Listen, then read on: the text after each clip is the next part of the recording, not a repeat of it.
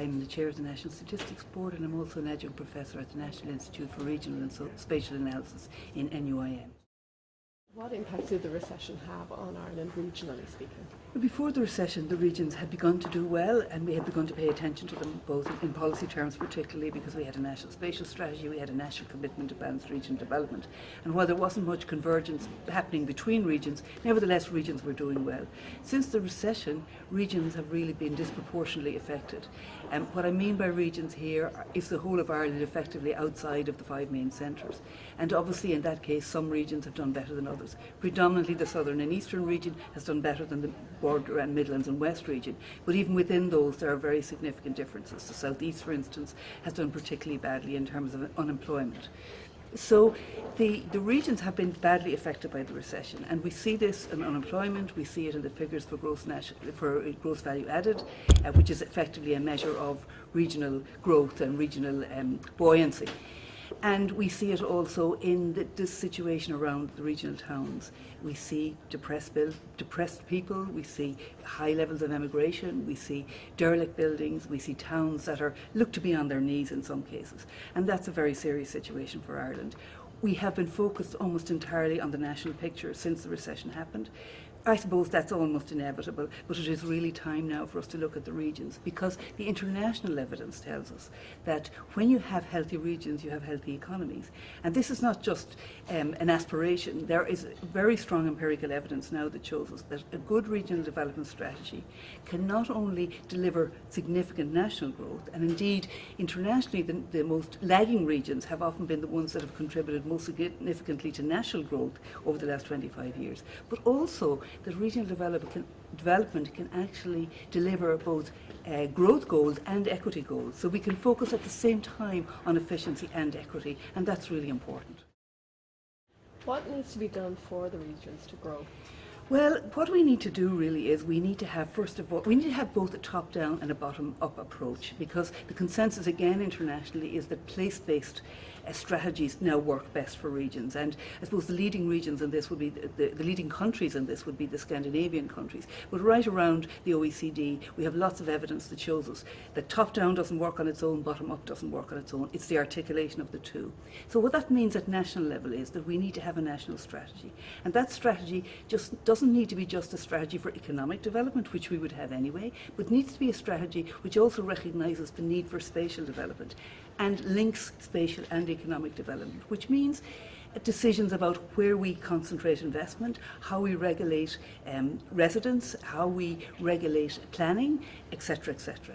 And then at the bottom, what we have is a need to really facilitate people on the ground to take control of their own areas, to contribute to the growth of their own areas. And the main vehicle that I think we have for that now is the reform of local government. We have, as everybody knows, a very decentralised system in Ireland. We are about to embark on a programme of local government reform. If that works, and I believe that it can, but it'll take a lot of hard work and patient work, we then could have a situation where local government, together with local people, could tackle local problems. But none of that will happen unless it's facilitated from the top. And what I will be emphasising strongly, and would emphasise strongly, is that need for articulation between bottom and top. And we also need to remember in this context that we're very good in Ireland at developing strategies and plans and doing reports. And we all actually know what needs to be done to bring about regional development. What we're not good at is implementation. And there are a number of key issues around implementation which have to do with accountability, which have to do with leadership, which have to do with transparency, but above all which have to do with communication. Because so much work gets done in Ireland that isn't recognised for what it is, and so many plans aren't implemented. And much of that is actually about communication. What is the block on the communication? It's about channels. It's about not having appropriate channels, and those channels need to go from the top to the bottom, but they also need to go horizontally. It's about not having good networks. It's about not having respect for the people on the ground from the top, and for the people from the bottom from the bottom to the top. You know, we hear a lot of very negative comments, for instance, about the public sector and about people within the public sector. There are a lot of people within the public sector who are trying to do a fine job, who are really operating under very significant constraints now since with all the cutbacks. And equally well, there are people on the ground who have enormous experience, who have enormous skills. Those skills have been recognised very often outside of Ireland. And it's about really trying to bring all of that experience and skill together for the betterment of our communities. And that is also about vision, and it's really centrally about leadership. It's about political leadership, and it's about administrative leadership, and it's about taking responsibility and being prepared to look at outcomes, being prepared to say this didn't work but this might work. And it's about that kind of spirit, which really is a fairly significant shift in the way we think about Ireland. Lastly, Pat, what is your vision for a more just Ireland of the future?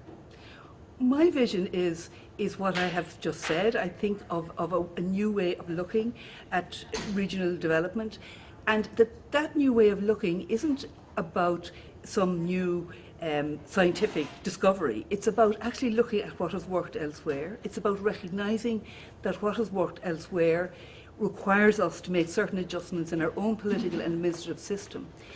It is also about, I suppose, having the courage to try to address some of the problems which beset us in the Celtic Tiger years. Because when we had money, we misspent a lot of that money. And partly we did that because of the kind of political system we have here, the localism, the clientelism, the competition between various locations around the country. And we need somehow to overcome that. We need to move beyond it. And for me, that would be a hugely important step.